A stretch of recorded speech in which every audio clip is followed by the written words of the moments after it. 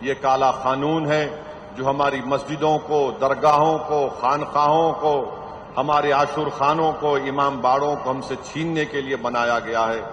آپ نے مجھ سے قبل تمام ذمہ دار لوگوں سے ان کے بصیرت و فروز خطابات کے ذریعے آپ نے سنا ہوگا کہ یہ قانون کیسا بنایا گیا ہے۔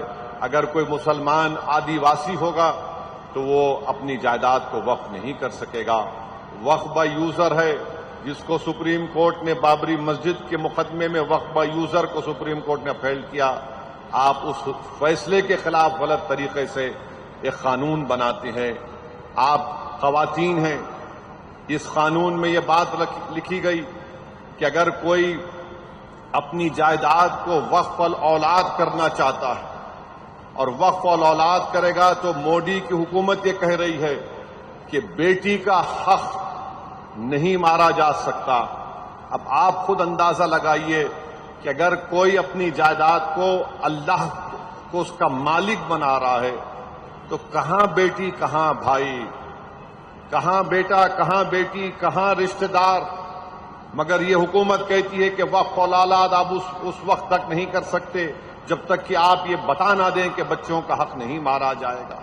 یہ عجیب و غریب بات ہے کہ جائیداد میری ہے ہندوستان کی آئین کی سیکشن 300 کے تحت۔ یہ قانون ایسا بنا دیا گیا کہ جتنے مساجد ہیں پورے ملک میں آثار قدیمہ کے تحت، اگر وہ پروٹیکٹڈ ہیں، اینشینٹ ہیں، تو اس کا مالک وقف نہیں رہے گا، اس کا مالک آثار قدیمہ بن جائے گا۔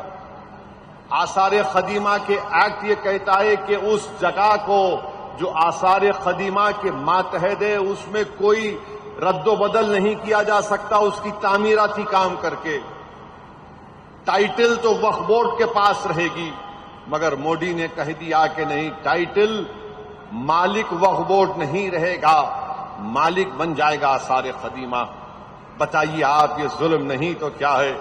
پھر یہی تو سیکشن لایا گیا تھا جب لوک سبھا میں بحث ہو رہی تھی، اس دن اس امینڈمنٹ کو پیش کر دیا گیا۔ ہمارے ایک بھائی حمداللہ سعید کانگریس کے ایم پی ہیں، لکشدیپ کے ایم پی ہیں، آدیواسی ہیں۔